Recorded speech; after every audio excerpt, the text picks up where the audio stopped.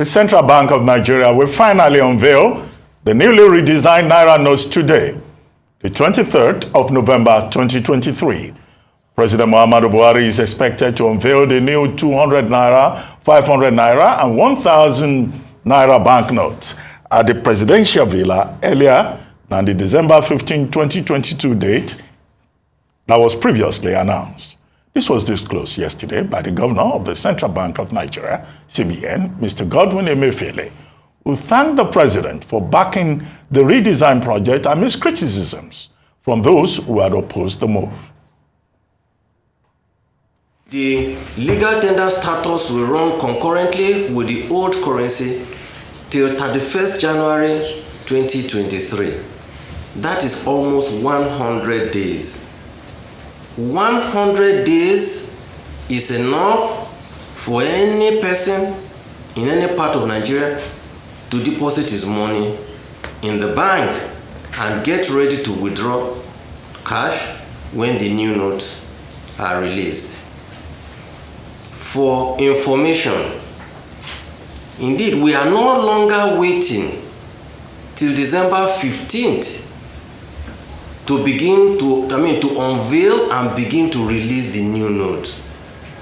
By the special grace of God, tomorrow, which is the 23rd of November 2022, the President has graciously accepted to unveil the new currencies at this kind of levels of above 14 to 15% into 21%. Growth would either decelerate or at best will be very, very weak, will not be at the level that you think growth rate should be.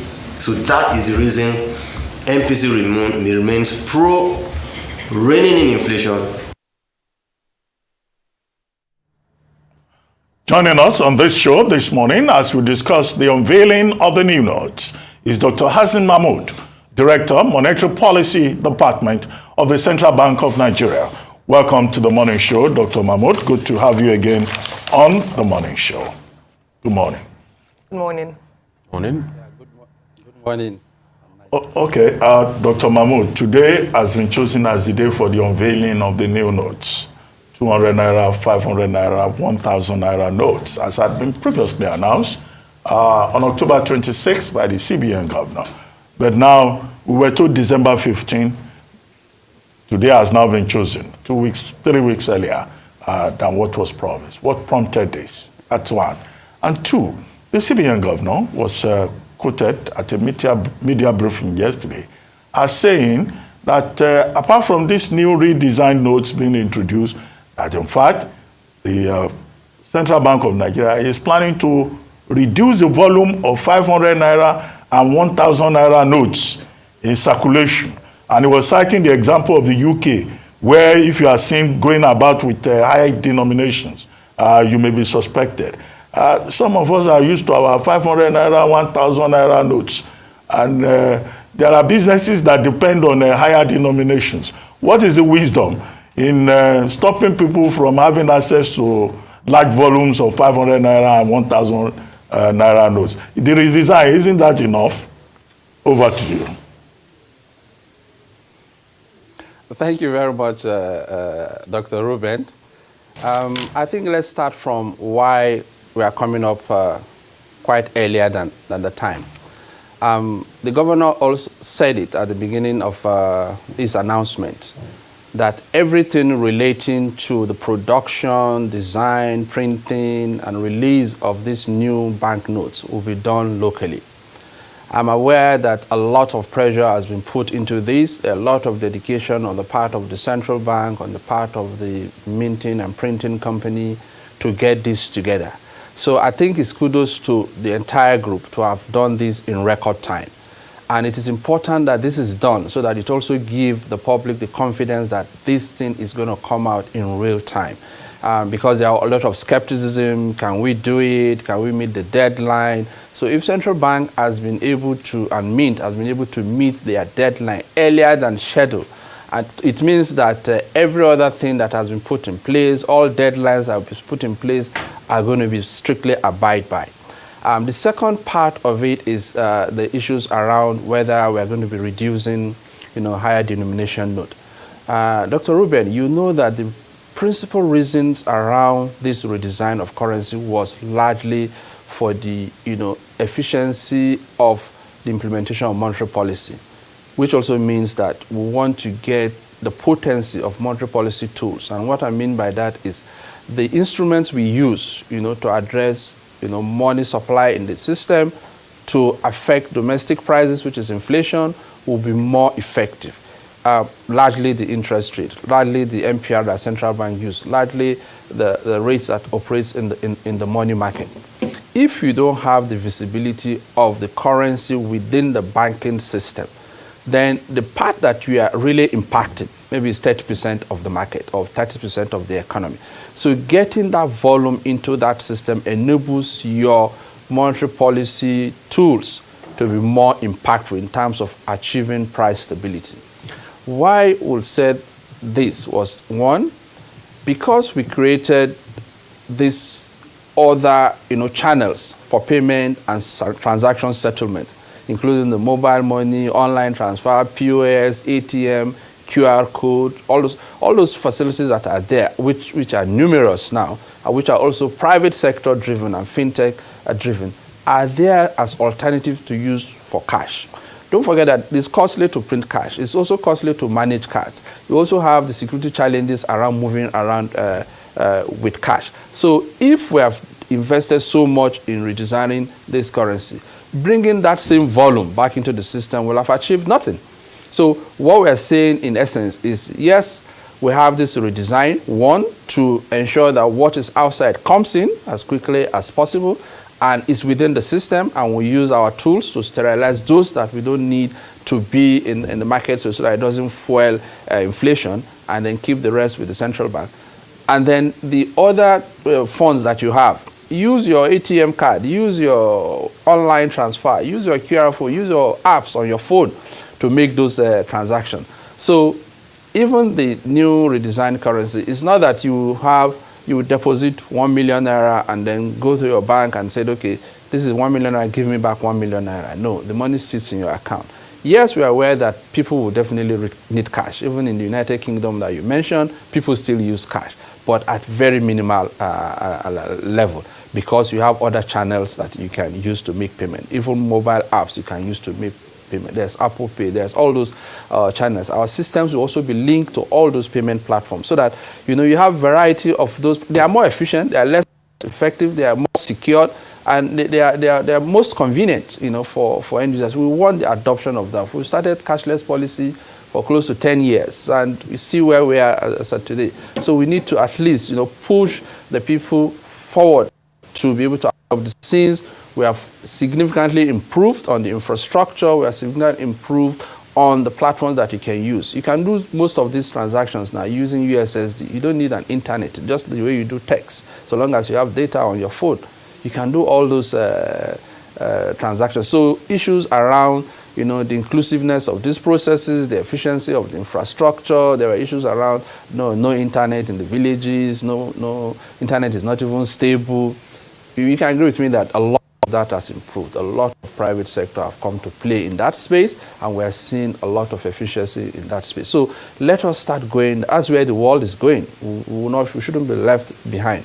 We should go into those space and use those payment system platforms. We've also introduced the e-naira. That's also another digital payment platform for those that really want to have some privacy in terms of how they do their spending and also reduce significant costs. That will also impact on our government also, scale up its digitalization of the Nigerian economy. Thank you very much, Dr. Mahmud, and kudos to the Central Bank of Nigeria for beating the deadline of unveiling the redesign notes, as you have mentioned. However, when you were speaking, you talked about the fact that in response to Dr. Bati's question around reducing the, the volume of 500 naira notes, 1,000 naira notes, and you talk about scarcity. Traditionally, scarcity mobilizes or informs hoarding, and part of the redesigning of the new notes is to mop up, excess cash in the country. Don't you think that by reducing the volume, despite your explanation for it, wouldn't it encourage hoarding for those who have access to the 500 naira and 1,000 naira notes? if we redesign and still keep the same volume of, because remember that the volume that we are attracting into the banking system, a substantial part of those volume will be sterilized within the central bank, because we have what we call our liquidity forecast. And those liquidity forecasts tells you the proportion of liquidity you are supposed to have within the economy to have stable prices. If the volume of the liquidity within the system, meaning bank deposit, reserves, and all that, is above that threshold, the central bank has tools to mop up that liquidity and keep it within. Instruments are used to pull those resources within the bank. So the issue of excess liquidity is what central banks manage. And what we're saying all along is that we've not been so effective in doing this, because even if you mop up and you see there's tightening within the banking system, you see a lot of liquidity attacking the FX market, that you now start seeing depreciation going on there substantially because you have too much naira chasing too few dollars, and that translates to inflation. Because there's a pass-through from exchange rate depreciation to inflation number. So because we don't have control of those volumes, we want to bring those ones in. So the point of not, having too much stock of those monies is that we have all that channels for you to use. So use those channels to make your payment. Generally, if you want to go to a hotel these days, most hotels, at least some of the 4- or 5-star hotels, are like from 70,000, 80,000. And you want to stay 3 nights. You don't carry 250,000 that you want to give the hotel. You have your card, you use them. So even the usage of cash, even within the economic space now, is also limited. It's not even convenient. So to also help people keep to that, cash or high denomination management is to reduce that volume that is within the system. It's not that outrightly those currencies or those denominations will not exist. They will exist, but at limited volume, because with time, the society itself will not even need those volumes. And that's why I think governor gave example of, like, all of us go there, and you see when you go to a shop and you bring 50 pounds note, they will scan it, they will look at your face. If it is more than 5 or 10 of them, say, sorry, can we have your passport? Even if you go to change at the side bureau de change and you bring in 1,000 pounds, they will take every details that you have, including your house address in the country that you are coming from, and take your passport. So because those are like unusual spending, and people in those environments don't use those kind of means of transaction. But if you want to go to Harrods and buy something for 30,000 pounds, so long as you have your card, nobody even checks your details. And I mean, just to say and to confirm with you, that's actually true. In fact, there's a big joke running in the UK that it's only when you're an international that you will spend 50 pounds that you mostly spend 20 pound notes. Once you spend 50, they know you're an international. But I see all the efforts, and kudos to the CBN. I see all the efforts. I see this 3-pronged approach now to fight inflation. 16.5% for interest rates, CRR, cash reserve ratio, over 32% to mop up liquidity, then the Naira redesign that you brought forward because you saw the effect on inflation, 21.9%. I'm sure probably, I might not be correct, but correct me if I'm wrong, that the last inflation numbers probably sped up the process for the CBN to quickly start the Naira redesign so that you can cushion inflation and all of that. But amidst all of this, there's still one big elephant in the room, those legacy issues that we talked about the last time you were here.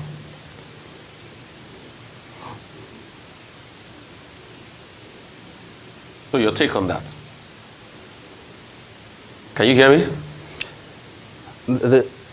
I can hear you. Good. Hear you. So amidst all of the three multiple-pronged approach you're doing, there are still the legacy issues there to fight inflation. Yeah. Your take on that? Yeah. The legacy issues are largely the structure. Yes, I can hear you. Go ahead, The sir. legacy issues are largely the structural issues. Yes, the legacy issues are largely the structural issues within the economy, issues around infrastructure, security, climate, and all that, and some of the inefficiencies we see within our institutional arrangement. They are still there. Central bank tools cannot largely address those structural issues. And if you, in the last MPC communique that the governor released, he also mentioned the need for collaboration between the fiscal and monetary authority to be able to achieve this goal. Monetary policy tools are more or less demand management, short-term tools that you can just use to manage liquidity. In the inflation numbers that we also mentioned, month on month, yes, inflation numbers are decelerating, but year on year, we still see that the inflation number increase, even with 3 consecutive tightening, this one being the fourth. So you are seeing about 550 basis point tightening, and inflation is still picking up, albeit decelerating month on month. The point that is being emphasized here is other factors are also driving inflation, apart from demand management side, the supply side, which includes availability of foodstuff that will make sure that food prices do not go up substantially, transportation, logistics. We know what happened in the last 3-4 weeks. I don't know whether it happened in Lagos, but we had scarcity of petroleum products. There were queues. The cost of diesel now, even if you produce in the rural areas, there needs to be transportation to bring them to urban areas where they're going to be consumed. There were issues of, particularly around the Abuja area, there was a time there was this serious flood around Lokoja, and they said trucks could not even cross over to the part of North Central and the rest of northern Nigeria. So those issues, roads and all that, security challenges, banditry, those are things that needs, one, short to medium term to long term, mechanisms to address, largely within Nigerians and also the fiscal authority. So we need to address those ones more efficiently than where we are now, to be able to really achieve the objectives that we want to do. That also necessitated central bank going to what we call quasi-fiscal activities, the interventions to drive the real sector, to support agricultural production, because conventional banks find the agri sector very risky. Those that operate there don't have house addresses. You can't give loan to people that you cannot trace how to get back. They don't have collateral. So many things that are there. So the central bank did so much interventions in those spaces, drive agriculture, manufacturing, provide power, electricity, aviation, solar panels, even this substitute for fossil fuel that we are using now, gas to, conversion system. A lot of, investment has gone from the central bank, largely through conventional banks, commercial banks, because central bank does not do retail banking. So we still use our existing institutions to BOIs and all that bank, even the commercial bank, to, on lend these facilities to the rest of the economy, to boost that supply side, rigidities that we have, so that by the time you have enough production, and that production is also tied to productivity, improve yields and all that, mechanized farming and all those tools involving the larger population in terms of, SMEs and the medium enterprises that will come into that space, rural farmers, anchor borrowers. The itinerary of all those things is to drive the supply side. And that supply side is these structural issues that you are referring to, that we needed to address to complement the monetary policy tool. So yes, they are still there, but largely, at least we can say that there's progress, but there still need a lot to be done. There are also shocks, external shocks that come into the system.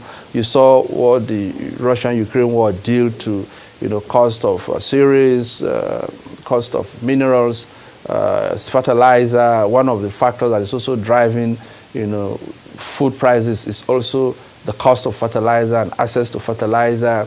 Thank God the Dangote refinery is coming up. It's already closing that space, and we even have some for export, urea and all that. So they are still there, but largely a lot of that is being reduced as still efficiency or gradual or moderate efficiency in terms of infrastructure. The government is spending on the roads. Yes. Dr. Mahmud, we have just a few minutes to go. Maximum, maybe 3 minutes or 4. Yes. Quickly. Now, the emphasis is on redesign. So what should we expect in terms of this redesign? Some Nigerians have said maybe the personalities on the various nodes will possibly change. That's what we should expect. What kind of, are there new features on the Naira? And all that controversy about Arabic inscription, what should we expect? You know, I don't think all of us will see the new notes within the same space, but what should we expect? And then secondly, the Anchor Borrowers Program. Yesterday, the CBN governor said, look, CBN has not suspended the Anchor Borrowers Program, and that CBN has spent 1.07 trillion on it, 21 commodities, over 426 projects across Nigeria, money given to the banks over 4 trillion. But this new phase, continued phase of the Anchor Borrowers Program, what should we expect?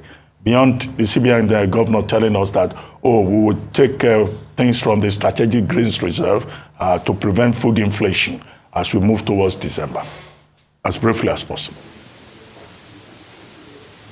Okay, very quickly too. On the redesign, unfortunately, Dr. Abachi, I've not seen the currency too. I don't know how it looks like. Maybe the governor of Central Bank has seen it, but I'm sure in the few hours we're going to see it, even though it's going to be in acrylic. But the production line has been concluded, the monies are already printed, and the president unveils, and then it hits the market. Hopefully, before the close of business today, at least the television stations can display that. I know in terms of the futures of the money, the only one I can address there is the Al-Jami. The Al-Jami is the Arabic inscription that is written on that currency. And the governor has said it. I think the former central bank governor also mentioned it to the Muslim community that nothing has changed there. In any case, Al-Jami is just Hausa that is written there. And so it has been confirmed that that inscription has not been removed. And so the noise around that is supposed to have settled. In terms of whether the Anchor Borrowers initiative will continue, Governor also mentioned at the communique that yes, that will, because there are initiation. I think Nancy asked the question whether that has been suspended. And I will say the governor said that has not been suspended. We're going on. Governor has also mentioned that we are slowing down in terms of those interventions, because don't forget, part of the factors that we mentioned that was driving inflation is what we call pent-up demand. You know, too much money within the system, people buying, and the supply is not meeting up. So the raising of rates was to slow down, aggregate demand, so that, the supply side can meet up, and then you start seeing the equilibrium coming to that space. So the interventions will still continue, albeit slowly. Want the private sector to take that space and, do their investment in that. A lot of the value chain has been improved substantially. So you have, places that you can packaging, distribution, making it, useful for export, value addition. So a lot have gone on in that value chain that private investors now can come in to, take that space off the central bank's back, so that we can face our core mandate of price stability. Thank you very much for your time, Dr. Hassan Mahmud, Director, Monetary Policy Department of the Central Bank of Nigeria. We all are looking forward to the new notes later today.